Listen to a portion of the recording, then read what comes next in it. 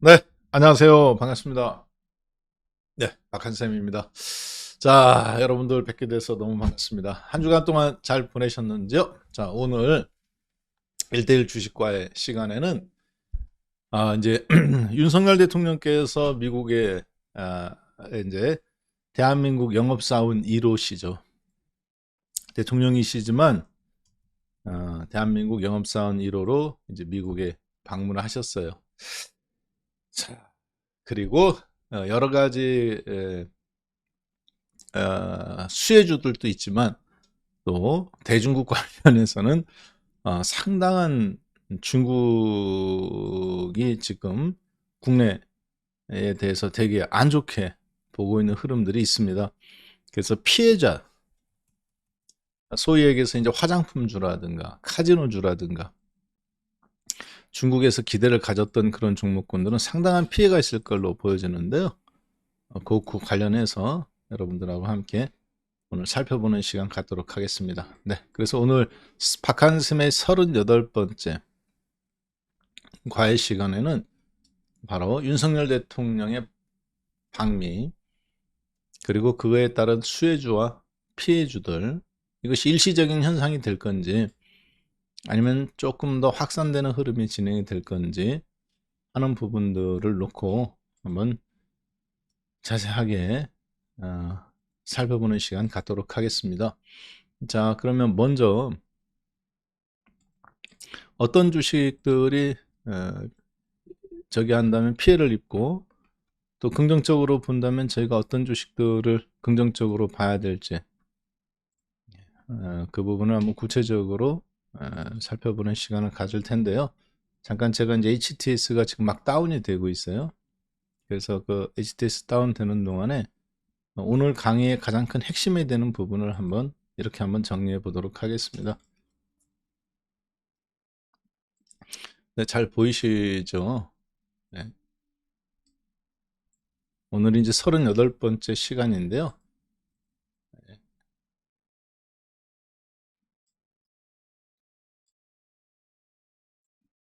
먼저 가장 큰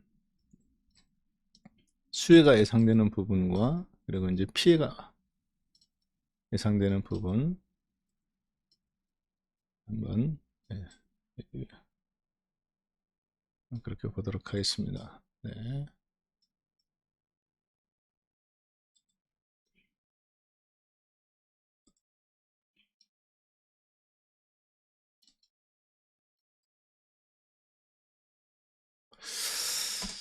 자, 오늘은 바로 대통령의 방미, 총 4박 5일간 가시죠.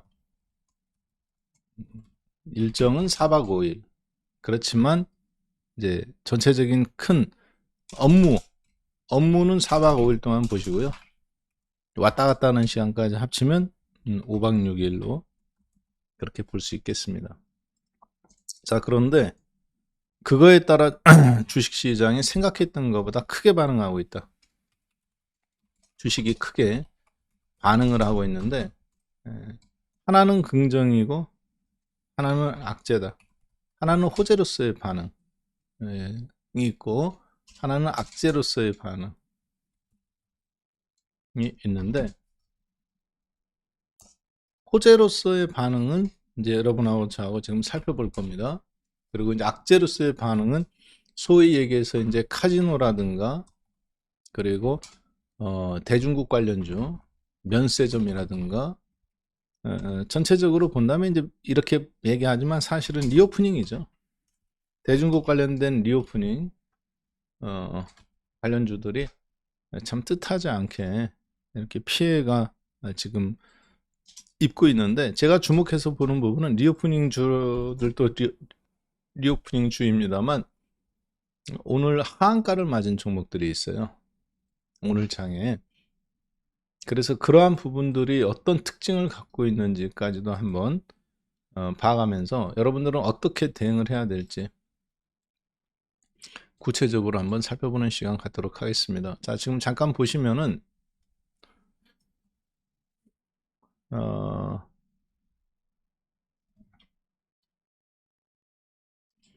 CJ가 마이너스 11%, 코스맥스가 마이너스 5%, 키움증권 4.2%, GS건설, 현대제철, 오리온, SK바이오사이언스, CS윈드, 그 GKL 뭐 이런 종목군들이 이렇게 쭉 있죠. 자, 그런데 예.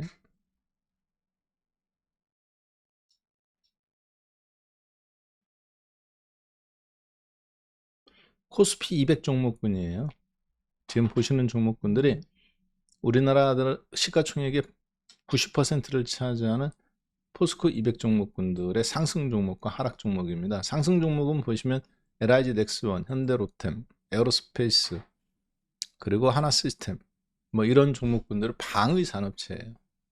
그러니까 지금 주식시장은 대통령의 이제 방미라든가 그리고 그것에 따른 종목군들이 뜻하지 않게 강하게 움직이고 있는데, 반면에 떨어진 종목들은 보시면 코스맥스, 그리고 오리온, 그리고 GKL, 그리고 신세계 인터내셔널. 사실은 종합주가 지수가 약할 때 올라가야 되는 국내 증시를 좀 지켜줄 수 있는 종목군들이죠. 그렇지만 리오프닝 관련주 및 대중국 관련주들, 그리고 중간중간에 보니까 이제 GS건설, 현대제철, SK바이오사이언스, 그리고 한전기술, CS윈드 이런 종목군들이 대우건설까지 이렇게 이제 하나둘씩 늘어나고 있는데요. 시장 분위기 전체적인 큰 흐름은 일단은 대중국 관련해서 중국이 우리나라 주식에 한국 시장에 한국에 대해서 윤석열 대통령께서 미국에 가시기 전부터 지금 지난주부터 대중국 관련주들이 폭락이 나왔어요. 소위 얘기해서 카지노 관련주죠.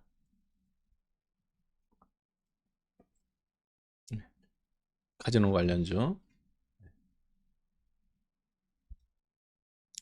자, 카지노 관련주들이 이렇게 하락이 나오고 있는데요.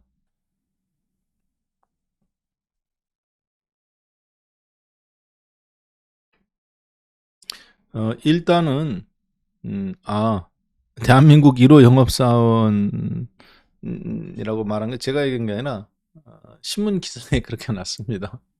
영업사원 1호로서 이제 대통령께서 뭔가 지금 국익을 위해서 이제 가시는 거잖아요. 그러면 여러분들이 어떤 정치 성향을 갖고 계시든지 간에 저는 그것을 응원해 주는 게 맞다고 봅니다. 왜냐하면 어찌됐든 나가셨을 때는 우리를 대신해서 대한민국을 대신해서 나가시는 분이니까 내 성향에 맞든 틀리든 간에 저는 어쨌든 우리 국민이 뽑은 거잖아요. 그렇죠? 네. 여러분은 나는 안 찍었다 하더라도 나를 제외한 나머지 대다수의 국민이 뽑은 거라면 일단 그분이 대통령직을 누가 수행하든지 간에, 만약에 그분이 이명박 대통령이셨든 박근혜 대통령이셨든 혹은 문재인 대통령이셨든 혹은 노무현 대통령이셨든 혹은 이재명 씨가 대통령이 됐다 하더라도 내 성향에 안 맞다 하더라도 일단은 뽑았으면 다른 사람 의견을 저는 다수가 민주주의 원칙에서 다수가 뽑아서 된 거잖아요. 그러면 어찌됐든 간에 다른 나라와 외교를 하는 거라든가 그런 데 있어서는 그 부분을 지지해주고 응원해줘야 된다고 봐요. 물론 이제 그 다음에 성향인 것은 다른 겁니다. 자, 그런데 제가 지금 이 말씀을 드리는 이유는 뭐냐면 여러분하고 저는 여기가 정치 토론방입니까? 아니면 주식방입니까? 우린 주식방이죠. 그러면 저는 불필요한 정치 이야기를 하는 분들은 방송을 들으시면 안 된다고 봐요. 왜냐하면 여러분하고 저하고는 분명한 목적의식이 있습니다. 주식을 통해서 뭐하러 하겠다는 거예요? 그렇죠. 우리가 목표로 하고 있는 재테크를 달성하겠다는 거잖아요. 그러면 대통령이 방문하시는 것에 대해서 욕을 할 게 아니고 제 얘기는 불필요한 에너지를 쏟지 말라는 거예요. 여기에서 수혜주가 어떤 종목이 있을 건지를 찾아서 거기에 집중하는 게 맞다고 봅니다. 자, 그런데 그 가능성이 지금 높은 주식이 어떤 주식이냐 봤을 때 국내에서는 방위산업체, 그리고 IRA 법안에 따른 신재생 에너지 관련주, 그리고 우리나라의 각종 반도체라든가 자동차라든가 지금 보면 기아 자동차 같은 거 있잖아요. 이런 종목들의 움직임이 중요하다, 이렇게 좀 볼 수 있을 것 같아요.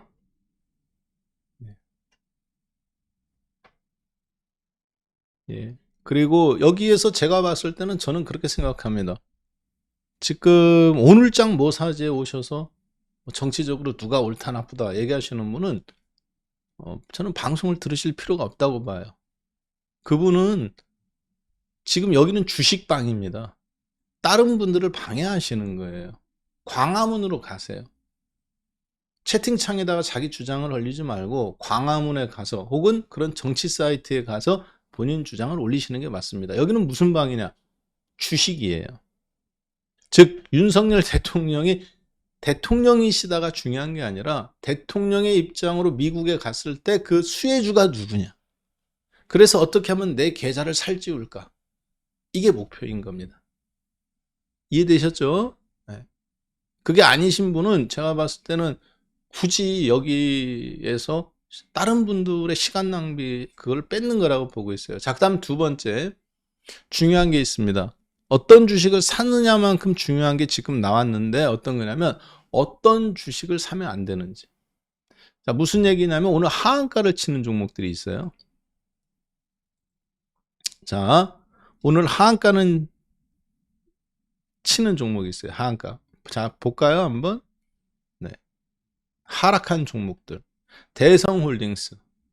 자, 나는 지금 하한가 친 종목이 눈에 들어온다 하시면 1번 눌러주세요. 네. 대성홀딩스, 그리고 세방, 삼천리, 서울가스, 다올투자증권, 세방우, 요 종목들의 공통점은 뭐냐면 최근에 200%, 300% 올랐다가 지금 무너지는 종목입니다. 그러니까 소위 얘기해서 이제 너도 나도 다 알고 있지만 소위 세력주라고 불리는 것들. 물론 대성에너지 같은 경우는 이제 에너지 관련주, 도시가스 관련주이기도 해요. 근데 무너졌어요, 지금. 이 얘기는 무슨 얘기냐면 단순히 지금 삼천리라든가 도시가스만 무너진 게 아니라 코스닥 시장에서 보면 하한가 친 종목이 선광, 하림지주 하한가죠. 근데 하한가 치기 전에 앞에 이틀 연속 음봉이 있었습니다. 그리고 다우데이터도 하한가예요. 하한가 치기 전에 하나, 둘, 셋, 3일의 음봉이 있었어요. 500% 올랐죠? 10,000원에서부터 55,000원까지. 그리고 오늘 하한가를 맞았는데 얼마나 급한지 가격 불문 시초가부터 그냥 거의 땅 하고 나서부터 그냥 쏟아부어 버렸습니다. 그리고 거래가 90만 주예요. 자, 거래가 90만 주인데 하한가에 100만 주가 쌓여 있습니다. 내일 한 번 더 하한가를 맞을 가능성이 있다는 거죠. 자, 잘 보세요. 이게 무슨 얘기냐면 이렇게 좀 볼 수 있겠습니다. 다우데이터하고 하림지주하고 이런 종목과는 어떤 연관성이 있느냐? 업종 연관성이 없습니다. 다우데이터는 키움증권 계열사예요. 키움그룹. 자, 그리고 하림은 말 그대로 닭고기 하림의 지주사고, 대성은 에너지, 삼천리도 에너지, 도시가스. 자, 이런 종목들의 공통점은 업종이나 어떤 거에 연관성이 없어요. 뭐에 연관성이 있느냐? 다만 최근 6개월간 200%, 300%, 많게는 500% 지난 1년이나 6개월간 올랐다는 거가 공통점입니다. 이 종목들이 동시에 하한가를 맞았는데 하한가를 맞았을 때 그 특징을 보면 코스피 시장에서는, 거래소 시장에서는 대중국 관련주들이 두들겨 맞을 때 같이 폭락이 나왔다는 거. 이게 이제 무슨 얘기냐면 중국계 자금도 외국계 자금으로 한국에 많이 들어와 있어요. 그런데 대통령의 미국 방문을 앞에서부터 두고 중국 관련주인 면세점 관련주나 화장품 관련주, 그리고 많은 리오프닝 관련주들이 금요일날 목요일날부터 폭락이 나오기 시작했습니다. 그러니까 대통령이 미국 방문해서 미국과 어떤 관계, 뭐를 기자 발표 같은 걸 할 때 전체적인 큰 우리나라 외교 및 안보 노선이 중국이 보기에는 굉장히 불편한 센 발언들이 나올 수가 있다. 그래서 중국이 우리나라의 기업들에 대해서 예전처럼 한한령, 한국 드라마나 이런 걸 대놓고 말은 안 했지만 중국에서 갑자기 어느 날 하루아침에 텔레비전에서 싹 사라진다든가, 그리고 중국의 한국인 비자 연장이나 이런 게 안 된다든가, 중국에서 한국으로 오는 단체 여행객들에 대한 비자 발급이 아예 발급이 안 된다든가, 그런 다양한 현상들로 리오프닝 관련주들 혹은 대중국 관련주들이 큰 피해를 입었다. 자, 잘 들으세요. 그런데 지금 약간 그런 모양새 비슷하게 시장에 한 번 더 진행될 가능성을 조금 염두에 두고 있는 것 같습니다. 자, 그래서 여러분들한테 제가 지난달부터 계속 경고드렸던 거 있죠? LNF라든가 에코프로라든가, 지금 오늘 하한가 맞은 종목들은 최근 6개월 사이에 다 이렇게 폭등한 종목들이에요. 즉 수익 실현 물량이 강하게 들어왔는데 공통적으로 지수 대비 세게 급등한 종목군들이 아까 보셨지만 하한가 맞았죠. 근데 3일 전부터 징후가 있었습니다. 이렇게 음봉으로 떨어진다든가. 자, 그래서 2차 전지 관련주들이 대중국 관련주들은 아닙니다. 오히려 미국과 중국이 싸울수록 수혜주예요. 근데 지금 차트적으로 봤을 때는 상당히 리스크가 높은 상태에 있다. 아까 하한가 맞은 종목들은 전부 다 똑같은 패턴입니다. 지금 지난 6개월간 올랐던 모습들, 그랬다 갑자기 폭락이 나오는 모습들 하면, 자, 그래서 그런 부분들을 고려했을 때 선광, 하림지주, 다우데이터 이런 종목군들, 특히 HPSP는 반도체인데도 불구하고 먼저 폭등했다가 수익 실현 한번 나오고 어제는 반등 났다 오늘 지금 멈칫하고 있죠. 이렇게 수익 실현 물량들 혹은 일부 자금들이 세게 베팅이 들어왔던 종목군들, 소위 세력주라고 불릴 수 있는 종목군들, 200% 300% 올라간 종목군들이 버티다가 갑자기 하한가 맞는, 즉 정상적인 매도, 즉 탈출 종목이 아니에요. 갑자기 지금 탈출하는 겁니다. 정상적인 종목이라면 이런 식으로 수익 실현들이 나옵니다. 윗꼬리 달아주고 천천히 빠져나가면서 하한가를 안 맞습니다. 하한가는 언제 한가 맞는 거냐? 내가 다 팔고, 내가 다 팔았어 주식을. 근데도 주가 이제 덜 팔았으니까 이제 내 판 가격보다 올라오면 안 되잖아요, 주포가. 그랬을 때 악재를 터뜨린다 해서 하한가를 유도하고 자기는 공매도 때려놓고 그럴 때 나오는 거예요. 근데 지금 이런 종목은 정상적인 하한가 종목이 아니에요. 다우데이터라든가 이런 거는. 거래량이 90만 주인데 하한가에 100만 주 쌓였죠. 120만 주. 내일 또 하한가 가능성이 높겠죠.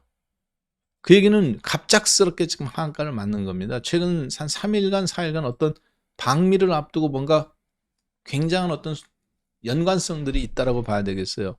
이런 연관된 주식들의 공통적인 특징들이 최근에 대한민국의 수익률을 주도했던 가스라든가 지금 에너지, 아까 대성이라든가 삼천리, 그리고 다우데이터, 업종 연관성은 없습니다. 그래서 일단은 지금 저 정도 되면 그동안 급등했던 종목군들, 즉 100%, 200%, 300% 올렸던 종목군들도 좀 조심해야 되지 않겠나.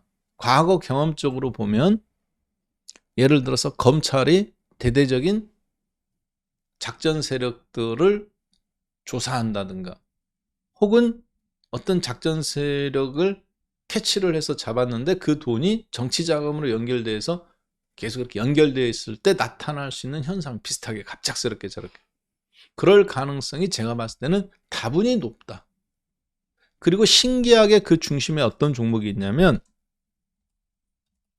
다올투자증권이 오늘 하한가를 쳤습니다. 다올 증권주 중에 오늘 급락한 증권주 있나요? 실적에 문제가 있는 증권주가 있어요? 제가 오늘 급락 나온 종목들을 쭉 살펴봤는데, 왜냐하면 급락 나온 종목을 잘 보면 앞으로 급락 나올 가능성이 있는 종목을 잘 피하면 웬만한 종목들은 다 올라갑니다. 즉 이런 어떤 종목들을 보고 최근에 3일간 폭락 나왔죠. 6,000원에서부터 3,000원. 다른 종목들은 다 사업부들이에요. 사업체가 있어요. 그렇게 다 괜찮은 회사입니다. 각 분야에서.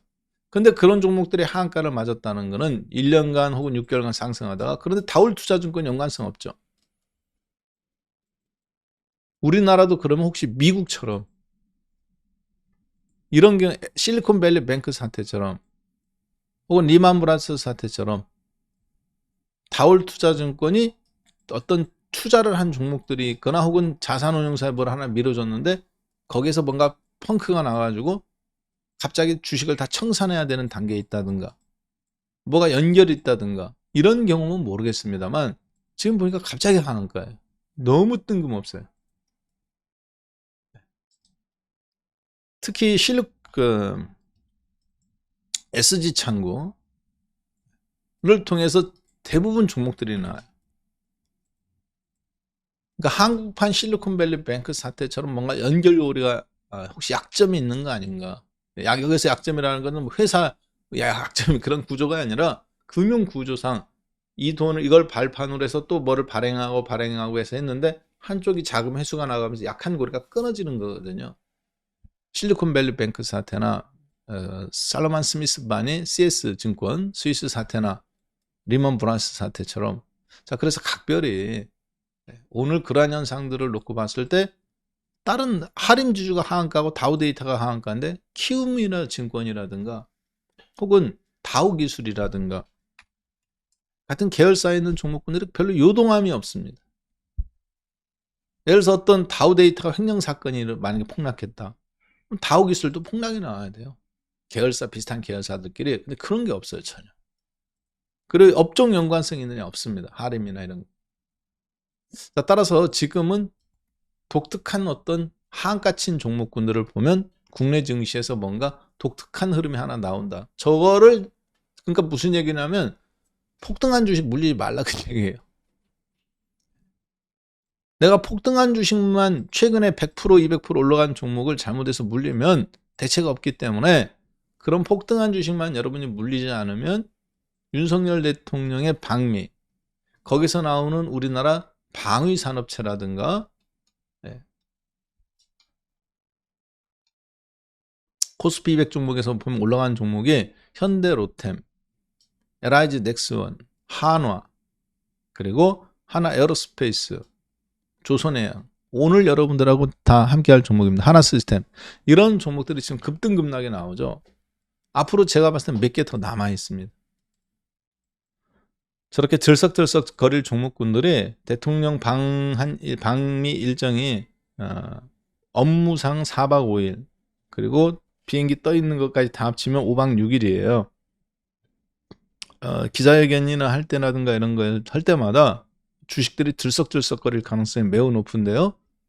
그 종목군들 어떤 종목군들이 가장 가능성이 높은 건지 오늘 박한샘의 과외 선생 38번째를 통해서 함께 대통령의 방미와 최대 수혜주 리스트라는 주제로 함께 보도록 하겠습니다. 자 그러면 준비되셨죠? 네.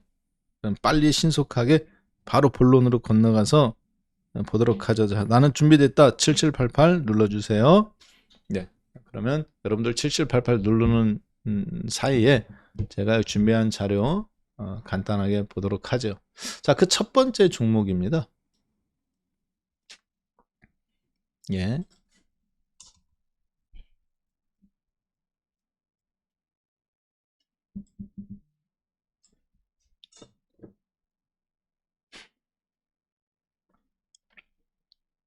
네, 그 첫 번째 종목이에요.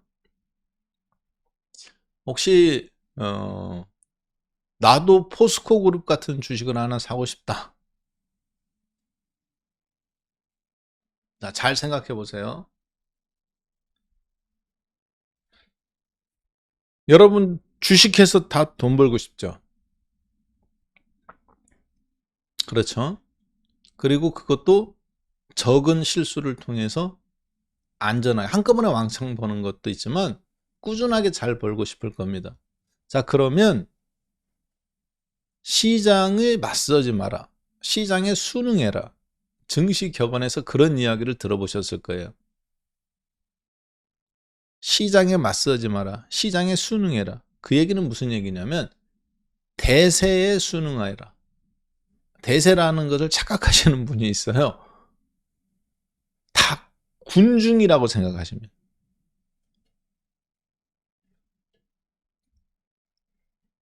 사회, 문화, 교육, 정치 여기에서는 대세가 곧 군중을 의미합니다. 사람들이 많이 선택하는 거. 근데 주식시장에서 대세는 군중을 의미하지 않습니다.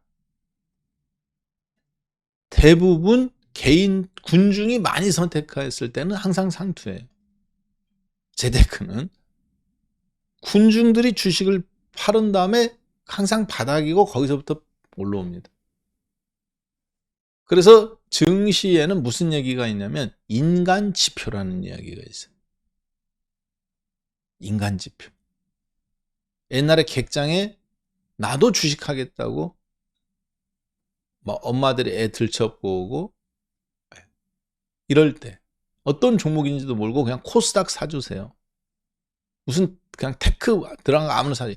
요럴 때 마치 비트코인 광풍처럼 강남 아파트 광풍처럼 얼마 전까지 요런 바람이 불 때 요거가 사람들은 대세라고 생각해.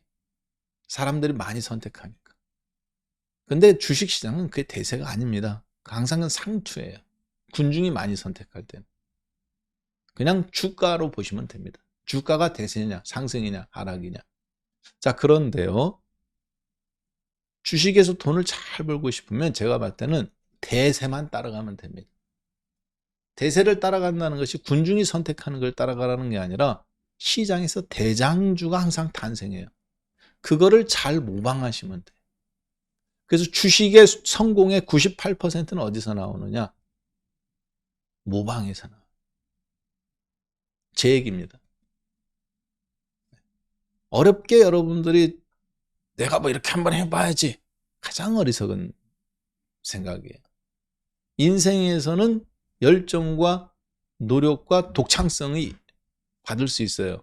그렇지만 주식에서는 주식에서 독창성 발휘해갖고 뭐 하려고요?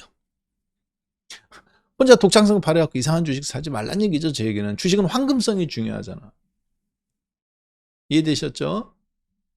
네, 여러분들이 나 혼자 독창성을 발휘한다 해갖고 저기 나이지리아 합판 공장에다 투자한다든가 저기 우크라이나 광산 러시아 광산 요즘 싸 아무도 투자 안 해. 나 혼자 투자할 거야. 혼자 투자한다거나 그건 독창성을 발휘하지 말란 얘기입니다. 제 얘기는. 그건 누가 발휘하는 거냐? 앨런 머스크나 빌 게이츠나 스티브 잡스 같은 분이 독창성을 발휘하는 거예요. 심지어 앨런 머스크도 독창성을 발휘하지 않았어요. 언제까지? 배터리가 리튬 전지가 나올 때까지. 스티브 잡스조차도 독창성을 발휘하지 않았어요. 스마트폰 이미 다 갖고 있었지만 디스플레이가 나올 때까지 기다렸단 말이에요. 이해되셨죠? 그들의 성공은 독창성이 아닙니다. 독창성은 있었지만 그것이 현실화될 때까지 기다리고 인내하고 준비하고 있다가 그것이 됐을 때 남들보다 먼저 과감한 실행력이었어요. 자, 지금 대한민국에서 가장 뜨겁고 앞으로 괜찮은 종목이 누구냐? 포스코 그룹이라는 건 다 알고 계실 겁니다. 철강업에서 2차 전지업으로 변화하고 있죠. 그러면 앞으로 그런 환골탈퇴될 만한 그런 종목을 찾는 것도 중요하지만 전체 판때기를 찾는 것도 중요해요. 부동산하고 똑같습니다. 부동산 못하는 사람들이 어떻게 합니까? 경치 따지고 방향 따지고 햇빛 들어오고 남향이냐 1층이냐 옥상이냐에 따져요. 부동산 잘하는 사람은 뭐 합니까? 판교냐, 아니면 이번에는 강릉이냐, 아니면 이번에는 고양시냐, 아니면 이번에는 세종시냐. 판때기를 따집니다. 그 다음에 이제 그게 정해지면 그 다음에 오피스텔이냐 아파트냐 뭐를 받을 거냐 뭐를 받을 거냐 그 다음 세부적인 걸로 들어가죠. 자, 여러분들이 종목을 찾는 것도 중요해요. 그렇지만 포스코 홀딩스, 포스코 케미칼, 그리고 포스코 ICT 이제 이름 바꿔서 포스코 퓨처엠, 포스코 DX라는 이름으로 바꿨는데 이런 계열사들은 2차 전지가 아니에요. 포스코 DM, 포스코 ICT가 무슨 2차 전지 아니잖아요. 포스코 스틸리온 아니죠. 모든 분이 포스코 케미칼 볼 때 제가 뭐라고 그랬어요? 포스코 DX, 포스코 ICT 한 번은 인생 가운데 여러분들 움직일 거다. 6,000원, 7,000원일 때 거저다 솔직히 이 회사는. 제철소 한전 KPS 다음에 포스코는 포스코 ICT가 있으니까 이름 DX로 바꿨죠. 6,000원, 7,000원이었어요. 연초에 방송할 때가. 알박기 5% 10% 해놓을만 하다 그랬죠. 앞에서도 폭등 이렇게 움직였잖아요. 이때도. 거래량도 터지고 여기서도 그렇고. 지금 엊그저께 19,000원이에요. 이제 한번 수익 실현은 끝났습니다. 저는 15,000원 이상에서 여러분들한테 전부 다 정리 말씀을 드렸죠. 자, 포스코 ICT를 보자는 게 아닙니다. 포스코 그룹이 2차 전지로 발돋움을 하니까 그룹사에 있던 숨어있던 종목들까지 급등 나온다는 얘기죠. 제 얘기는. 자, 그러면 포스코 그룹이 약진을 하고 있어요. 세계적인 2차 전지나 흐름 앞에서 철광산업이 사양산업이었는데 환골 탈퇴를 하고 있는 거잖아요. 그러면 그 다음 환골 탈퇴할 기업은 대한민국에 누가 있을까요? 삼성그룹, LG그룹 환골 탈퇴 성공했죠. 스마트폰에서 전장 부품으로. 2차 전지, 화학주에, 단순 화학주에서 2차 전지주로. 세계적인 회사. 시가총액이 말해주죠. 그렇죠? LG엔솔의 시가총액이 삼성, 하이닉스를 밀어내고 현대자동차도 밀어내고 132조예요. 기아자동차, 현대자동차 다 합쳐도 LG엔솔 시가총액 못 따라옵니다. 132조예요. 현대자동차 40조, 기아차 34조, 합쳐봤자 75조. 현대모비스 20조, 95조. 100조가 안 됩니다. 기아, 현대, 현대모비스 다 합쳐도. LG엔솔 132조예요. 자, 이해가 되셨죠? 큰 흐름 속에 있어야 된다는 거예요. 어떤 조건이 뭐예요? 세계적인 걸로 뻗어나갈 수 있는 회사. 기존에 없었는데 우리나라가 세계 시장에서 지금 점유율이 1등, 2등 각축을 벌일 가능성이 있는 거예요. 이해되셨죠? 그 다음에 대중국 대척점에 있는 거. 미국이 전략자산으로 선택한 것. 그래서 중국 애들이 치고 들어와도 오히려 중국은 피해를 입고 한국은 미국의 어떤 전략 속에서 점유율을 높여갈 수 있는 것. 자, 그러면 그 가운데 우리나라 그룹사 주식에서 거기에 가장 근접한 회사가 일단 포스코 그룹이고요. 그래서 급등이 나왔잖아요. 두 번째 그룹사가 누구냐? 오늘 그 얘기하고 싶은 겁니다. 대통령 방미를 하는 과정에서 가장 지금 국내에서 가능성이 높은 것이 한화그룹이에요. 한화그룹은 이렇게 한화라는 지주사를 바탕으로 해서 한화솔루션, 에너지죠. 그리고 한화에어로스페이스, 한화시스템, 방위산업이죠. 그리고 보험, 옛날에 이거 동양화재, 63빌딩 그거 있죠? 동양화재연, 하나생명보험인데 63빌딩 그 보험사 인수한 거잖아요. 그리고 하나투자증권, 하나손해보험. 이렇게 그래서 금융그룹주 하나. 근데 지금 여러분하고 제가 금융그룹주를 보자는 게 아닙니다. 방위산업으로 한화가 자리매김을 했어요. 이거 사라는 얘기 아니에요, 지금. 자, 여기 조금 매매예요. 하나그룹이 지금 시가총액 순서는 이렇게 되어 있습니다. 하나솔루션이 9조 원, 에어로스페이스가 5조 4천억, 하나시스템이 2조 7천억인데요. 자, 잘 보세요. 한화그룹이 대우조선해양을 인수에 성공했어요. 대우조선해양의 최대 주주는 누구냐? 한국산업은행입니다. 근데 하나에어로스페이스, 자주포죠. 자주포 플러스 레드백 장갑차라고 해가지고 호주에 수출하는 장갑차입니다. 차세대 장갑차인데 그러니까 이제 한마디로 육군 전력이에요. 대우조선해양은 그런데 뭐냐? 디젤 잠수함입니다. 잠수함. 한국산업은행이 대우조선해양의 지분을 50% 이상 갖고 있어요. 그런데 한화그룹에 이걸 일부를 매각해서 20% 이상 매각해서 28% 매각합니다. 몇 퍼센트? 28%. 5분의 3을 매각을 해요. 그래서 한화그룹이 한화 지주사가 대우조선해양, 즉 잠수함, 디젤 잠수함이긴 한데 한국은 핵잠수함도 당장 만들 수 있어요. 문제는 뭐냐? 핵연료를 잠수함에서 원자로를 소형으로 만들어서 잠수함에다 넣고 그걸 연료로 써야 되는데 그러려면 그게 미국의 승인이 있어야 됩니다, 사실. 그래서 못 만드는 것 뿐이지. 대우조선해양. 그래서 한화는 자주포의 K9의 자주포, 그 레드백 장갑차. 이게 지금 폴란드, 우크라이나 전장을 통해서 히트를 친 거잖아요, 우리나라가. 그리고 하나 에어로스페이스, 그리고 하나 시스템은 어떤 거냐면 레이더 관측 시스템이라고 보시면 되겠어요. 그런데 이제 단순 레이더가 아니라 국방위 산업. 그래서 이제 보고 미사일을 뭐 쏜다든가 혹은 운영 체제상 저기를 커뮤니케이션이라는 것들이 되게 해야 된다든가 다양한 방식이 있는데 그때 하나 시스템이 그런 역할을 합니다. 이해되셨죠? 네.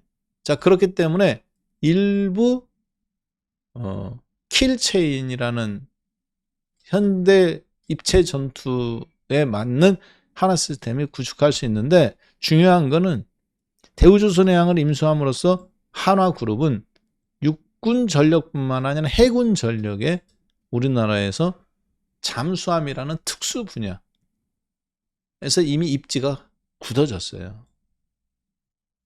대한민국 잠수함 기술이 꽤 좋습니다. 전 세계에 1년에 한 번씩 열리는가요? 림팩이라는 해군들끼리 이렇게 모여서 싸우는 훈련이 있어요. 우리나라가 거의 가면 항상 1등이에요. 전력이 어떠냐? 압도적입니다.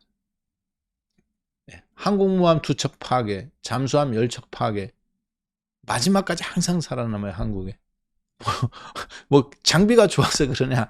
아닙니다. 기가 막혀요. 나중에 여러분들이 이제 기존의 잠수함이나 이런 애들이 생각하지 못하는 그들이 보기에는 귀신 같은, 그러니까 단순한 예로 이런 거예요. 어떤 기술이 좋거나 장비가 좋은 게 아니라 우리나라는 세계 잠수함 시장에서 후발주자인데 이렇게 잠수함이 하나 있잖아요, 우리나라가.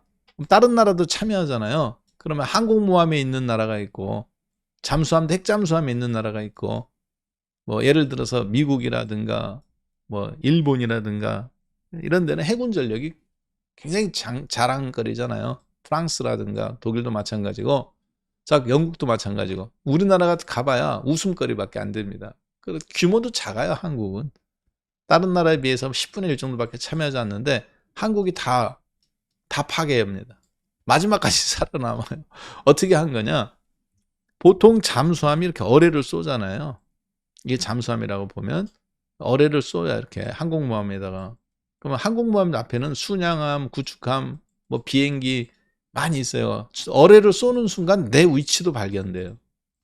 그래서 거꾸로 위에서 있는 미사일, 비행기가 미사일로 쏜다든가 앞에 있는 순양함이 이렇게 지나가면서 포탄을 떨어뜨려 가지고 얘들도 미사일도 쏘고 잠수함도. 그래서 나도 자멸하는 겁니다. 자, 근데 우리나라는 어떻게 했느냐? 잠수함이 어뢰를 이렇게 미리 깔아놔요. 30km, 20km 앞에다가 이렇게 어뢰를 미리 한마디로 땅바닥에다 깔아 놓는 거예요. 그리고 거기가 어떻게 되어 있냐면 여기가 선으로 된 게 낚싯줄처럼 철선으로 이렇게 연결이 돼 있어서 낚싯줄처럼 같은 게. 그러면 미리 깔아놓고 몇 군데 깔아놓고 숨어 있는 거예요, 한국. 여기 항공모함이 지나가면 20km 밖에서 버튼을 누릅니다. 전력이 통하겠죠? 어뢰가 여기서 발사돼요. 여기 있는 배들이 다 모여가지고 여기다 막 떨어뜨리겠지. 잠수함이 있는 줄 알고. 잠수함이 없어. 근데 공격을 했어. 훈련인데 다 파괴돼. 마지막까지 아무도 발견을 못해. 여기서 쏘고 여기서 쏘고 여기서. 지는 뒤에 숨어 있는 거지. 이게 바닷속이기 때문에 신실규모한 전략입니다. 이미 이게 이제 꽤 오래됐어요. 그래서 우리나라 같은 경우 그런 어떤 다양한 장비를 이용하는 응용력이라든가 이런 게 탁월합니다. 이제 그걸 가지고 그래서 한국은 이 아주 군사력에 있어서 K9 자주포라든가 레드백이라든가 이것도 대성공했지만 여기도 마찬가지입니다. 나름 굉장히 인정을 받고 있어요, 우리나라가. 자, 그 다음에 더 놀라운 사실. 예. 포스코 그룹을 사라는 게 아니고요. 지금 무슨 얘기인지 잘 모르시는 것 같은데, 포스코 그룹이 상승했던 동력을 이용해서 방위산업체 그거에 준하는 앞으로 세계에서 1등 할 수 있는 기업을 찾아내라 그 얘기예요.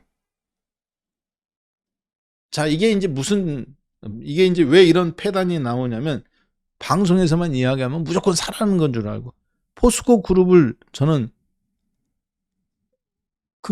지금은 포스코 홀딩스는 저는 살아남는다고 봐요. 그렇지만 포스코 그룹은 지난주에 2차전지하고 여러분한테 다 수익 실현해야 된다고 말씀드렸던 종목들이죠. 지난주가 뭡니까? 자, 그런데 포스코 그룹이 올라오는 것을 보고 제가 왜 올라오지? 이렇게 생각하지 말고 철강업이지만 앞으로 일체계 인류 기업이 우리나라 하는 데 탄생하고 있구나. 2차전지 소재 쪽에서. 왜냐면 광산을 확보했기 때문에. 입이 마르고 닳도록 여러 번 얘기했기 때문에 뭐 얘기하지는 않겠습니다. 더 이상은. 자, 그 다음 두 번째. 자, 준비가 되신 분은 둘둘 눌러주세요. 네.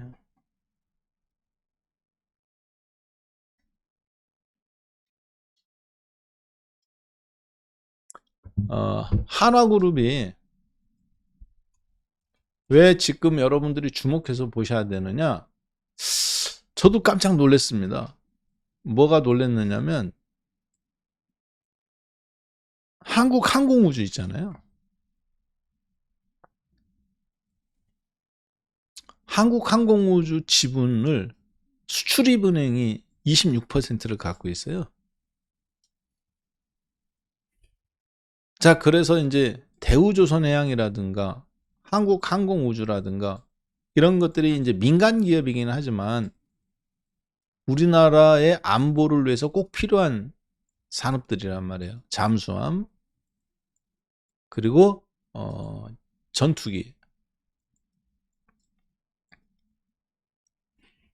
이거는 뭐 어떻게 생존에 관련된 거니까 서로 타협이라는 게 있을 수 없겠죠. 자, 그런데 재미난 거는 한화그룹이 대우조선해양을 인수도 했는데 한국항공우주까지 지금 인수 이야기가 시장에 루머로 나오고 있어요. 근데 그 루머가 뉴스화도 됐어요. 그 루머가 뉴스화가 된 지가 좀 됐는데 상당히 구체적입니다. 가능성이 있어요. 한국수출입은행이 26%의 지분을 한국항공우주의 지분을 갖고 있습니다.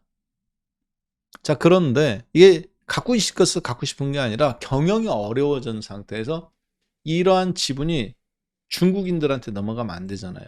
심지어 대우조선해양 같은 경우 옛날에 금호아시아나그룹이 인수해 다른 많은 기업들이 인수를 시도했지만 덩어리가 워낙 크니까 인수를 못했잖아요. 그렇다고 해서 이걸로 회사를 망하게 놔둘 수는 없잖아. 적자라고 해서.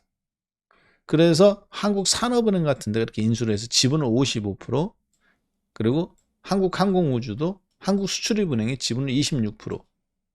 그래서 갖고 있는 겁니다. 사실 정부가 대리해서 갖고 있는 거예요. 공적 기관이에요. 정부를 대신해서. 자, 문제는 뭐냐면 이러한 기업들을 공적 기관이 계속 나라 세금으로 메꿔가면서 갖고 적자를 메꾸는 것이 말이 되지는 않습니다. 자, 그래서 적정한 타이밍에 매각을 계속 준비를 하고 있었던 건 사실이에요. 대우조선해양 같은 경우 한화가 그래서 인수하기 위해서 한화 에어로스페이스에서 1조 원, 한화 시스템즈에서 5천억, 한화 임팩트 파트너에서 4천억, 한화 에너지에서 1천억, 비상장 회사예요. 그래서 2조 원의 자금을 유상증자 형태로 참여하는 걸로 그렇게 준비가 되었습니다. 그리고 한국산업은행이 갖고 있던 지분에서 거의 30% 가까이 이제 인수받죠. 그래서 사실 인수를 한 거하고 똑같단 말이에요. 자, 그런데, 예.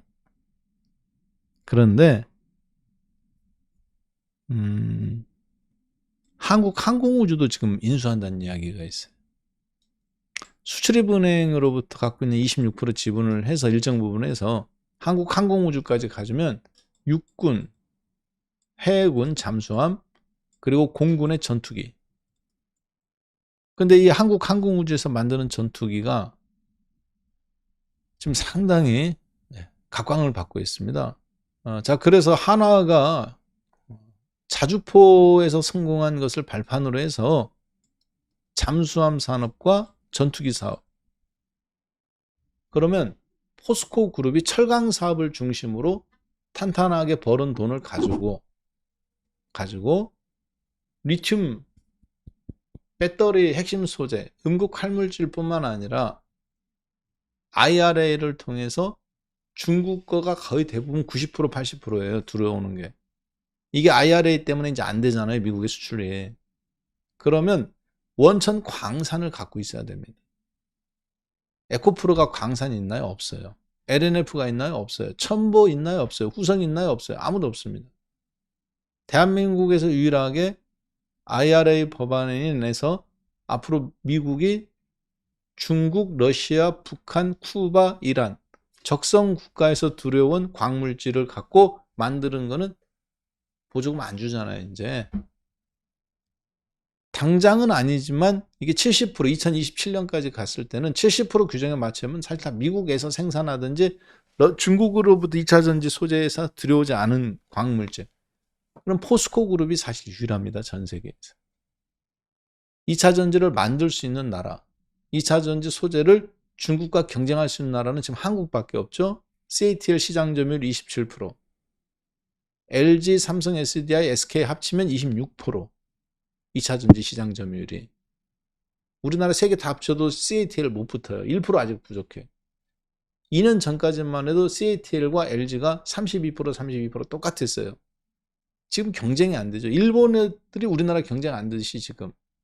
그래서 이 광물질이, 근데 중국은 전 세계 2차 전지 광물질의 70% 80% 리튬이라든가 니켈이라든가 코발트, 심지어 코발트는 콩고공화국에서나 90%가 생산한다는데 전 세계 유통 80%는 북한이 갖고 있어요. 참, 북한이라는 중국이. 네. 금산에서 인삼 안 납니다. 다 뽑아 먹어가지고 땅이, 금산에서 인삼 재배 못해요. 지난 수백 년간 뽑아 먹어가지고. 그런데 어떻게 합니까? 인삼은 금산이죠. 왜? 유통시장을 장악하죠. 이해되셨죠? 자, 북해산 브렌트유. 런던 상품선물거래소에서 거래되죠. 북해산 브렌트유, 미국 텍사스산 중진류, WTI, 그리고 이제 두바이산 석유가 이렇게 거래되는데, 북해산 브렌트유 영국 북해에서 생산 빵이에요. 전부 다 어디서 오는, 러시아에서 관고 가지고 갖고 오는 거죠. 그렇지만 거래는 어디서 돼요? 런던에서 거래되죠. 똑같습니다. 그래서 중국으로부터 자유롭게 2차 전지 원재료를 확보한 회사는 전 세계적으로 호주 광산을 확보하는 거 말고는 대안이 없어요, 현재로서. 그런데 그 광산 지분을 갖고 있어가면서 2차 전지 소재도 만들어내고 그것을 완성된 2차 전지 회사한테 납품할 수 있는 회사는 포스코 그룹이 거의 유일합니다. 그러니까 올라오는 거예요. 세계 1등 상품, 반도체, 그리고 2차 전지, 바이오시밀러 이런 데에서 포스코 그룹이 원재료, 바이오시밀러, 삼성의 바이오로직스처럼 한 축을 담당하게 된 겁니다, 이제. 근데 그것이 미국의 IRA 법안 때문에 수혜를 입는 거지, IRA 법안이 없었으면 중국의 광산업체들이 다 가져갔겠죠. CATL을 중심으로 해서 거기에 광산 납품하는, 왜냐면 이미 장악하고 있는데. 자, 그게 조금 이해가 되셨으면 LNF나 에코프로나 후성이나 첨보는 올라가다가 무너지더라도 포스코 홀딩스는 계속 갈 수 있는 발판이 있구나, 이걸 빨리 캐치하셔야 돼요. 자, 그러면 앞으로 우리나라가 세계 시장으로 뻗어갈 준비가 되어 있는 분야가 독특하게 지금 방위산업체, 우크라이나 전쟁 때문에 갑자기 한국이 세계에서 1등 할 수 있는 분야가 나오기 시작했어요. 자주포. 실전에서 검증된 거잖아요. 그렇죠? 북한과의 계속 대치 상태니까. 그 다음에 장갑차. 앞으로는 로봇입니다. 앞으로 전쟁도 다 로봇이 치러요, 이제. 자, 그런데 잠수함. 그래서 한화그룹은 대한민국 역사상 어떻게 보면 마치 제가 보니까 세종대왕 때 신기전 같은 느낌이 들어요. 혹시 영화 보셨는지 모르겠습니다만 신기전이라는 게 있어요. 이렇게 화살인데, 활은 활인데 화약으로 날아가는 화살이야. 그래서 오늘날로 따지면 그게 떨어져 가면서 이제 폭발하는 거죠.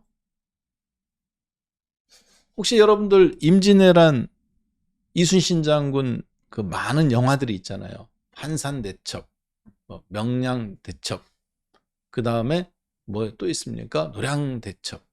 이런 세계 해전사에서 아주 정말 전무후무한 그런 많은 대첩들이 있는데, 거기 잘 보시면 일본 배가 수백 척이고 우리나라 배는 몇 척 안 되는데 우리나라 배가 이겨요. 물론 지형지물을 잘 이용하시는 것도 있습니다. 근데 거기에 하나 독특한 게 있어요. 일본 배는 어떻게 해요? 속도가 굉장히 빨라서 우리나라 배 판옥선에 딱 달라붙어서 일본 놈들은 수군이지만 배 위로 올라와서 칼로 이렇게 싸우는 그런 전략을 취합니다. 근데 이순신 장군의 전략은 뭐 하냐면 적군하고 항상 거리를 유지해.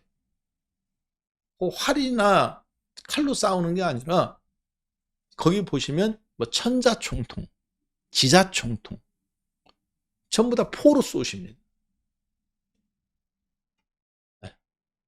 이순신 장군의 전략을 보면 적군 사상자 10,000명, 7,000명, 뭐 적배 뭐 100척 혹은 50척 파괴, 아군 피해 3명. 근데 그 3명도 활 맞고 총 맞은 애들이 아니에요. 전투 중에 막 이렇게 하다가 밧줄 끊어져 갖고 배 위에서 미끄러져 갖고 다쳤다거나 그런 겁니다. 그러니까 멀리서 화약으로 쏘거든요. 그 기술들이 전부 다 어디서 나왔느냐? 우리나라 조선 초 때 나왔던 화약 기술들이에요. 그걸 갖다가 사장되어 있던 거죠. 사장되어 있던 기술을 갖다가 해군에 응용하신 겁니다, 사실은. 그래서 보면 포가 이런 거지. 일본 놈들처럼 칼질은 못해. 근데 미사일은 갖고 있는 거야. 북한 애들처럼 북한 탱크하고 우리나라 탱크하고 붙으면 우리나라 탱크가 다 이겨. 북한 전투기하고 우리나라 전투기하고 붙으면 우리나라 전투기가 다 이겨. 그런데 전쟁이 나면 북한이 이겨. 왜 그럴까요? 수소폭탄을 갖고 있잖아. 북한은 첨단 장비가 하나도 없어요. 근데 수소폭탄, 미사일은 갖고 있어. 대륙간 탄도미사일은 갖고 있어.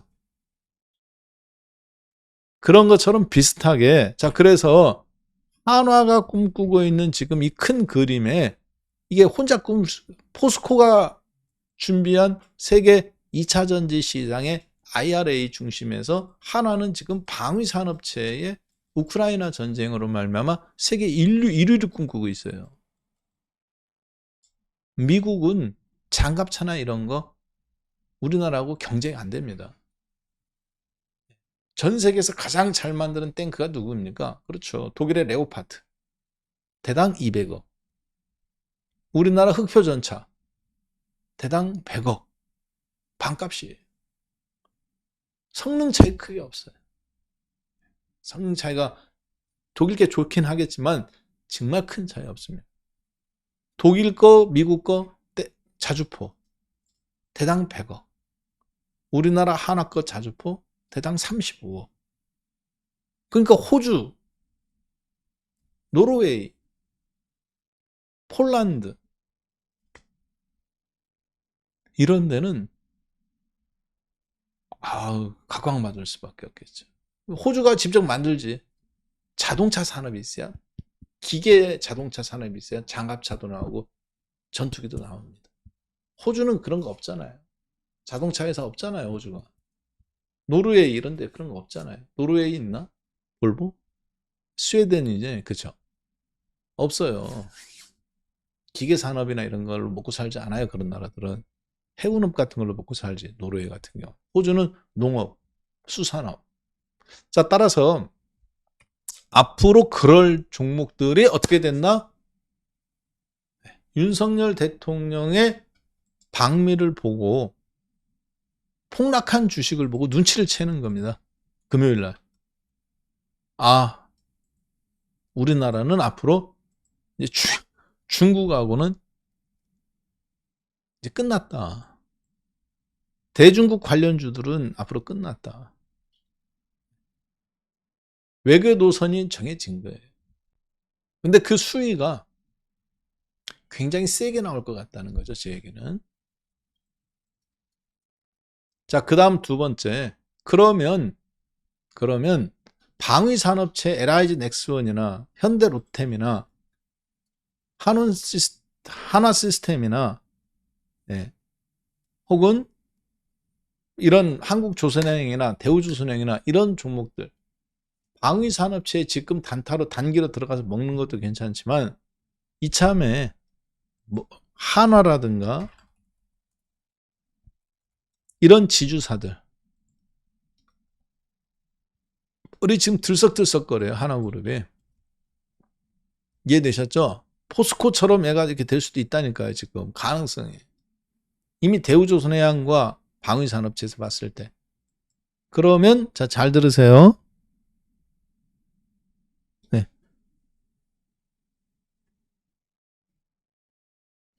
여러분들끼리 보니까 채팅창에 시끄러운데? 보니까 정보리가 우수한 분들 많네요.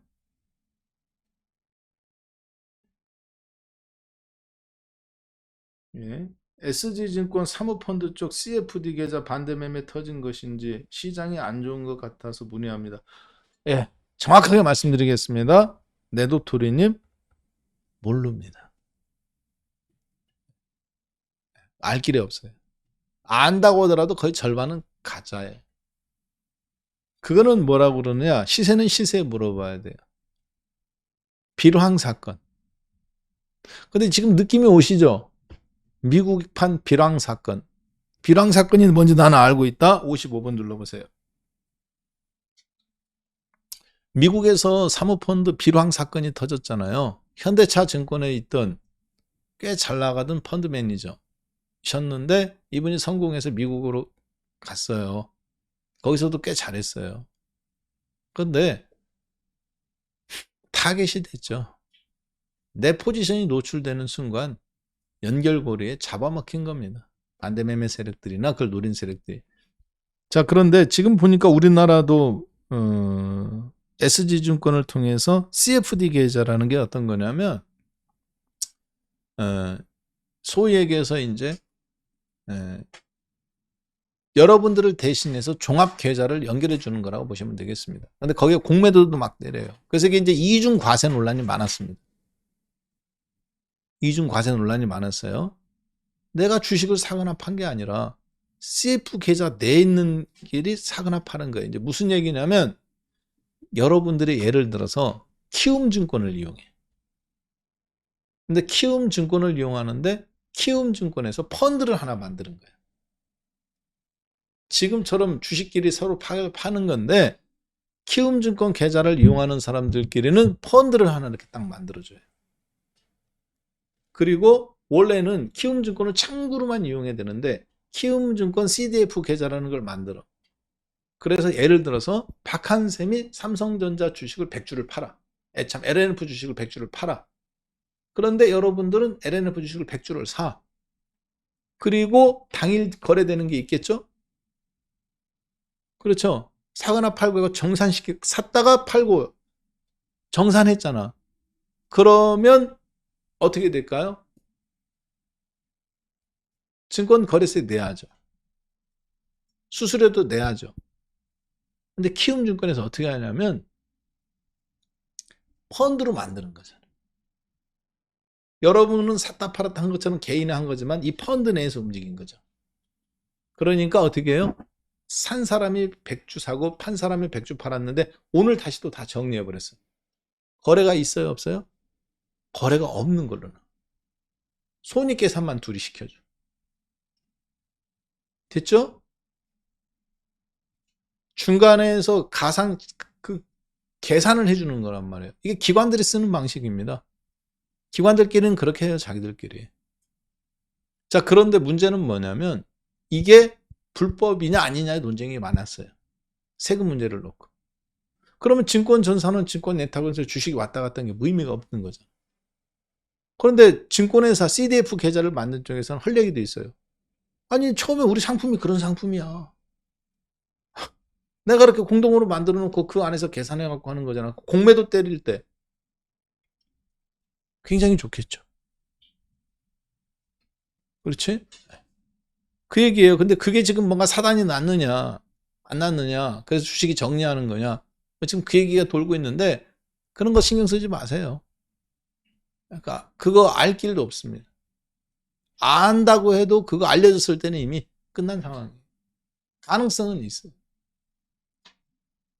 한국판 비랑 사건처럼 나올 수 있느냐는 건데 여러분이 그것까지 신경 쓰시기에는 제가 봤을 때는 그냥 그거 약간 소문이 그렇다 이렇게 생각하십시오.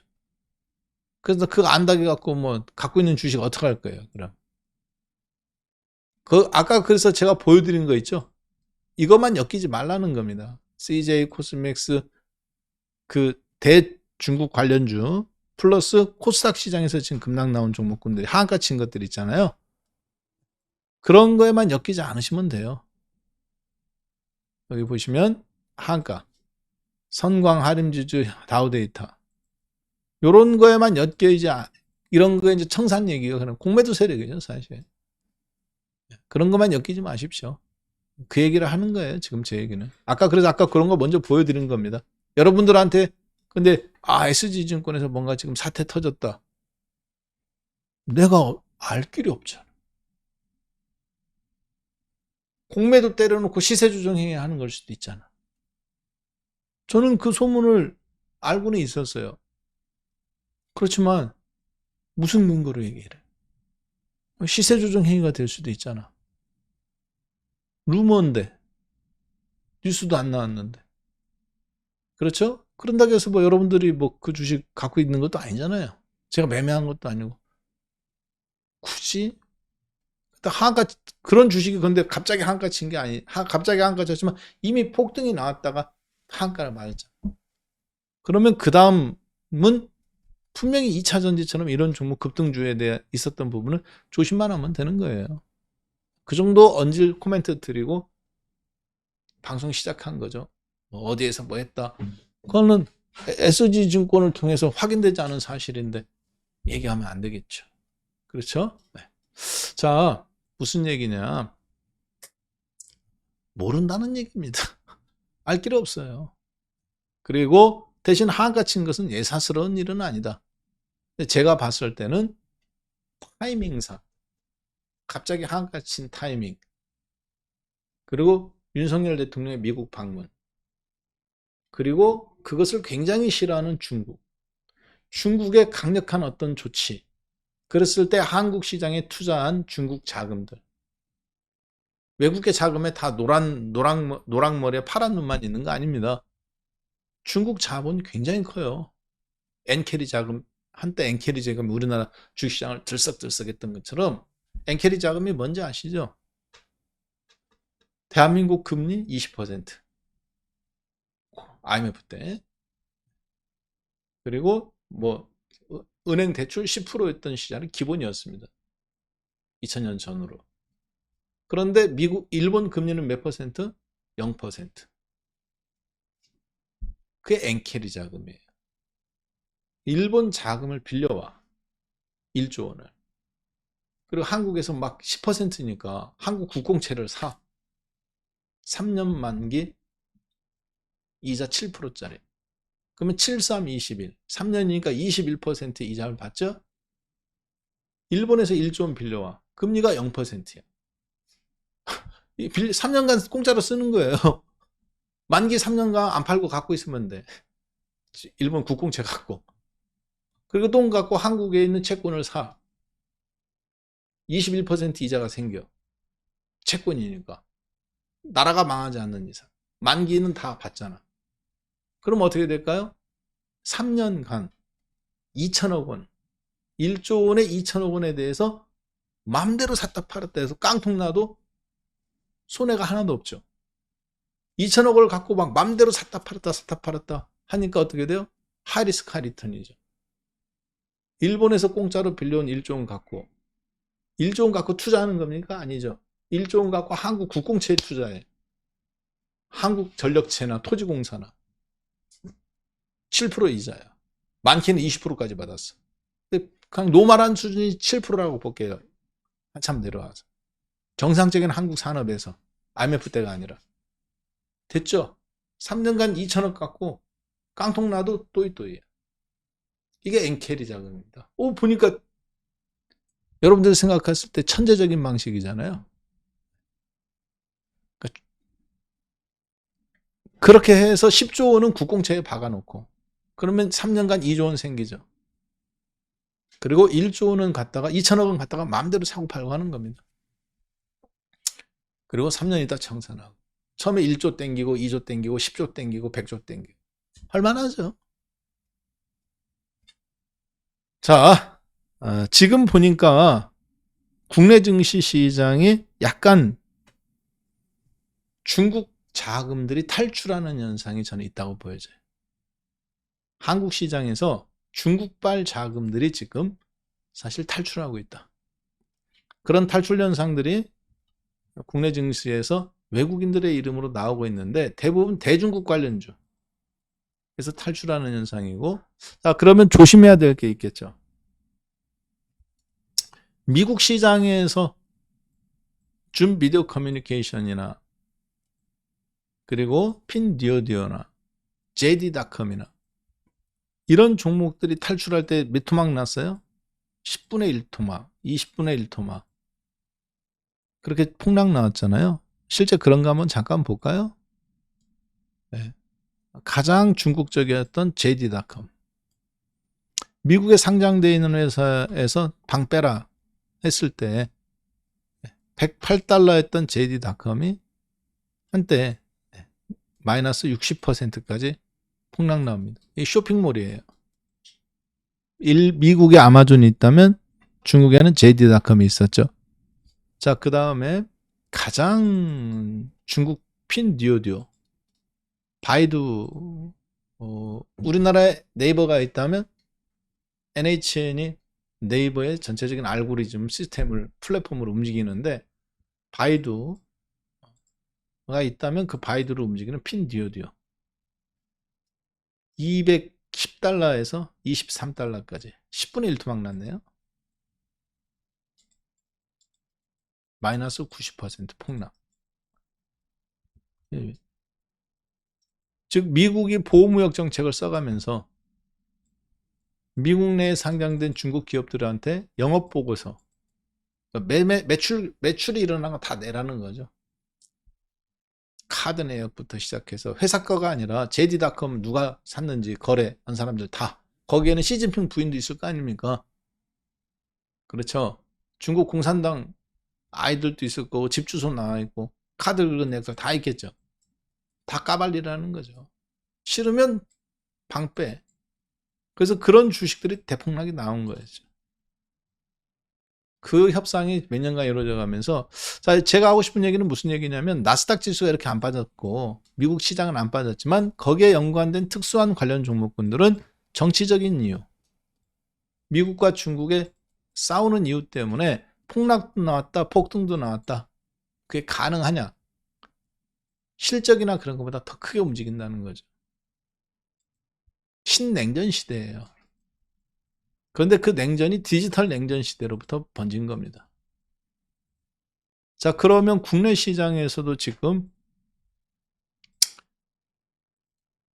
중국이 쉽게 물러나지도 않을 것 같고, 그렇다고 우리나라가 분명한 전략적 노선을 방미를 방문해 가면서 미국을 방문해 가면서 취한다고 봤을 때 앞으로 대중국 관련주들에 관련해서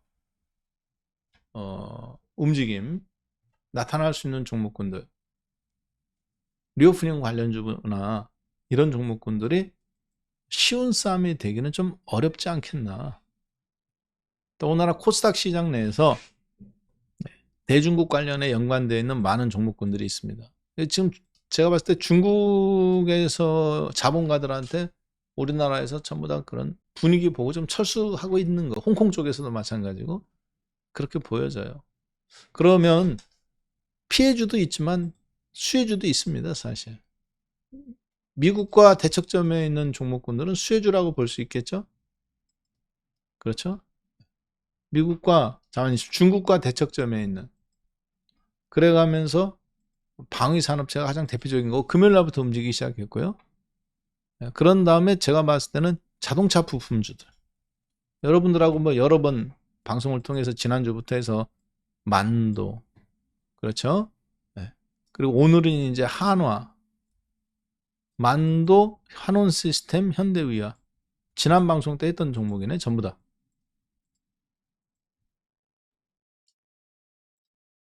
대통령 방미를 앞두고 그동안 배터리만 움직였는데 사실은 미국에 공장이 있는 자동차 부품 회사들이 이것도 우리나라가 큰 수혜다. 자, 그런데 만도, 한원시스템, 기아 자동차만 올라가는 건 아니에요. 이번 주 꽤 괜찮은 흐름이 나올 것 같습니다. 그리고 보니까 현대의학까지, 아이고야. 뭐 방위산업체들도 좋지만, 자, 그런데 그 가운데 제 눈에 들어오는 진짜 두 종목은 누구냐? 한화, 그리고 KCC. KCC 그룹도 지주사잖아요. 계속 빠지기만 했는데, 한화가 포스코에 가장 근접한 지주사라고 보여져요. 자, 나는 지난주 박한샘이 자동차 부품주 및 자동차주에서 얘기한 것도 들었지만 오늘은 한화에 대해서 박한샘의 과외 선생 38번째 시간에 분명하게 들었다. 그래서 앞으로 2분기 여러분들이 미국이 이제 금리 FOMC에서 5월 3일 날 뭐 금리 0.2% 올리네 아니면 동결이네 이런 이야기 나올 거예요. 그렇지만 그는 지수, 시장 큰 흐름 속에서 우리나라만 해당되는 건 아닙니다. 근데 지금은 한국만이 가지는 독특한 지금 외교적인 방향이나 우리나라도 한국도 지금 노선을 정한 겁니다. 제가 봤을 때는 사드 이후 사드가 뭔지 아시는 분도 있고 모르는 분도 계실 것 같은데요. 사드가 상주에 있는 참외로 유명한 곳이죠. 상주 곡감. 거기에 롯데그룹이 운영하는 골프장이 있어요. 그 골프장에 사드가 배치가 됐습니다. 사실 그 골프장에 안 해도 되는데 롯데그룹은 반대했는데 또 불구하고 사드가 들어섰죠. 미국 사드가. 롯데그룹이 어떻게 됐어요? 중국에서 입은 피해가 100조 원이에요. 대한민국 기업 전체가 입은 피해가 280조 원입니다. 제가 추정한 거 아니에요. 직간접적이라고는 말하지만 사실 거의 직격탄을 맞았죠. 왜냐하면 롯데그룹, 이랜드그룹, 신세계그룹, 그리고 거기에 진출했던, 중국에 진출했던 우리나라 자동차, 현대자동차도 베이징 공장부터 불매운동들도 났죠. 굉장히 했습니다. 특히 롯데그룹 같은 경우는 완전 다 전면 철수잖아요. 자, 따라서 그러한 기준들이 그때 이후로 제가 봤을 때는 그걸 회복하는데 10년이 걸렸어요, 사실.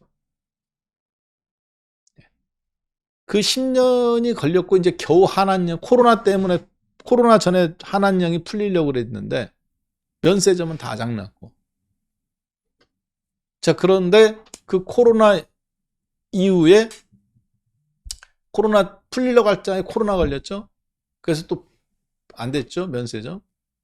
이제 좀 풀리려고 하는데 지금 중국의 저런 어떤 관련주들이 이렇게 움직이는 거 보면 쉽게 끝날 것 같잖아. 굉장히 센. 그 얘기는 반대급부도 있습니다. 사드가 들어옴으로써 우리나라 반도체가 사는 거거든. 유통업 내주고 반도체 건지면 됐잖아. 화웨이 때려잡고 그랬잖아요. 덕분에 우리나라에 못 들어왔잖아요. 통신 장비나 이런 것들이. 미국이 화웨이 걷어내줬잖아요. 자, 여러분들하고 오늘 38번째 시간에는 그때 사드 이후 제가 봤을 때는 가장 큰 대중국 변화가 지금 나타나고 있어요. 그 중심에 있는 그룹사 종목들이 국내에서는 한화그룹, 그리고 수혜자를 얘기하는 거예요. 그리고 자동차 부품주들이 기계산업과 맞물려 가면서 가장 큰 수혜를 입을 걸로 그렇게 예상이 된다. 포스코그룹도 수혜인데 왜 얘기 안 하느냐. 이미 시세를 해 먹었잖아, 한번. 이미 IRA 법안일 때, 법안 발표 나왔을 때 이미 10만 원에서부터 40만 원까지 이미 폭등이 나왔잖아요. 그렇죠? 네. 박한샘 대통령 출마하세요? 저도 하고 싶습니다. 저 하고 싶은데 저는 하고 싶은데 성격이 그런 거 시켜줘도 안 해요. 아니 진짜 사람이 왜 불행한지 아세요? 자기 분수에 맞지 않는 거 갖고 있으면 굉장히 불안합니다. 언제 뺏길지 몰라. 그렇잖아. 언제 뺏길지 몰라. 내 분수에 맞지 않는 거 갖고 있으면, 내 분수에 맞지 않는 옷 입고 있으면, 내 분수에 맞지 않는 자리에 있다거나. 가장 그게 언제 배웠느냐, 저는 축구할 때 배웠어요. 축구 선수가 공이 무서워. 축구를 제가 못할 때가 있었습니다. 축구를 너무 못했어요. 그러니까 축구를 하는데 공이 나한테 오면 무서워. 도망가고 싶어. 군대 갔다 오신 남자분들은 아실 거예요. 맨날 무슨 체력 단련이라고 하는데 맨날 축구만 해. 고참이 축구 좋아하면 축구, 농구 좋아하면 농구만 해. 근데 축구만 하는데 축구를 해본 적이 없어요, 저는 별로. 근데 공이 오면 나한테 무서워. 아, 너무 무서워요. 그래서 어떻게 했는지 아세요? 쉬는 시간에 매일 축구만 했습니다. 축구 혼자 연습하는 거야. 여기에다가 공 차고 볼을 찰지도 몰라. 그래서 혼자 축구 잘하는 애한테 옆에서 뭐 맛있는 것도 사줘가면서 어떻게 차는지, 뭔지, 축구 뭐 오프사이드는 뭔지, 그런 포지션 이름 물어보고 그러면서 어떻게 차야 되는지, 코너킥이 왼쪽에 있을 때는 어떻게 차고 오른쪽에 그러니까 코너킥이 이렇게 양쪽에 있잖아. 그런 걸 배우는 거죠. 찰 때는 어떻게 차야 되는지. 그러니까 조금 하니까 어때요? 안 무섭죠. 영어 공부도 똑같잖아요. 외국인 만나면 무섭잖아. 도망가고 싶고. 근데 내가 영어 잘하면 만나도 괜찮잖아요. 두려움이 없어지죠. 축구 통해서 제가 깨달은 건 그거예요. 야, 내 분수에 맞지 않게 골대 앞에서 공이 와도 내가 무섭구나. 내가 준비되어 있지 않으니까. 로또 당첨되면 좋을 것 같죠? 잠깐입니다. 자기 분수에 맞지 않는 자리, 나한테 맞지 않는 돈, 여러분 인생의 불행이에요. 관리가 안 되기 때문에. 자, 그래서 마찬가지로 주식도 마찬가지입니다. 박한샘 대통령, 저는 시켜줘도 못해요. 저는 이 자리가 너무 좋습니다. 다른 사람들은 야, 나 그 주식 빨리 돈 벌어서 떠나야지, 이렇게 얘기하는 분이 있어요. 저한테도 물어봐요. 너 언제까지 그거 생활할 거야? 전문가 생활할 거야? 저는 언제까지라는 게 없습니다. 방송하다가 아이고 사요나라, 요단강 겁납니다. 자, 주식선생 박한샘의 과외선생 7328번째 오늘 강의를 마치고, 제가 몸이 피곤하네요. 요단강 건넙니다. 여러분 다음 주에 제발 살아서 봐요 하고 요단강 건너서 이제 자막에 나오는 거죠. 주식선생 박한샘의 과외선생 7823회 오늘 강의는 박한샘 대표님 전문가가 없이 평상시 그의 사진으로 대체해가면서 죽을 줄 알고 영상을 미리 떠놓은 거야. 여러분들한테. 그 다음 강의, 다음 주 강의를 한 주는 떠놓고 제가 이제 저기 화장터에 있겠죠. 근데 여러분들은 그러면 제 사진 딱 보고 막 7398번째 강의 울어가면서 전국에서 이제 많은 분들이 사이버 추도를 하시지 않겠나라고 생각해 봅니다. 그게 제 인생의 목표예요. 저는 한 번도 다른 걸 생각해 본 적이 없어요. 왜? 할 줄 아는 게 없어. 이거 말고는. 됐죠, 이 정도면. 자, 지금 동접이 몇 명입니까? 3,100명. 대한민국에서 동시에 전국에서 3,100명이 강의를 듣는다. 더 뭘 바랍니까? 아니, 더 이상 뭘 바래? 그렇죠. 평생에 하고 싶었던 일 해가면서, 그렇죠. 돈도 벌으면서, 여러분들한테 욕은 한 번 먹으면 욕 100번 먹는 거 신경 안 써요. 왜? 욕하시는 분들은 어디 가서 욕해? 마누라한테 욕할 수 없잖아. 그렇잖아. 주식 빠지고 있는데 여기 와서 욕해야지. 전혀 그러면 됐어요. 그리고 여러분들하고 같이 여기서 이렇게 하면 됐지 뭘. 제 친구들 지금 다 은퇴해요. 은퇴하고 임원 되는 사람은 임원 됐다가 밥 한 번 사는 정도고, 임원이 안 되면 이제 은퇴할 나이잖아요. 직장 생활에 이제 25년, 30년. 근데 저는 뭐 여기 뭐 자본이 들어갑니까? 뭐를 합니까? 세상이 다 부러워하는 삶을 살고 있잖아요. 그러면 됐지. 여기서 뭘 더 바래요? 아니, 정말입니다. 얼마나 좋아요. 물론 always be ambitious 해가면서 더 큰 걸로 나가야 된다 이렇게 생각하는 사람이 있는데, 그때마다 제가 하는 얘기가 있습니다. 사탄아 물러가라! 탐심이 사망에 이르게 한다. 나이 50 넘었는데 뭘 더 큰 걸 바래요. 이 자리에서 남들한테 좀 베풀어 가면서 내 것 가진 거, 하는 일에서 생기는 거 그래 가면서 같이 후배들, 이런 일을 하고 싶은 후배들이 있다면 도와주고, 어려운 분들 도와주고, 그러면 됐지. 뭘 내가 더 여기서 나가겠다고 그걸 하겠습니까? 자, 그런 의미에서 여러분들한테 오늘 우리 과외선생 38번째 시간에는 이걸 보는 거예요. 한화그룹.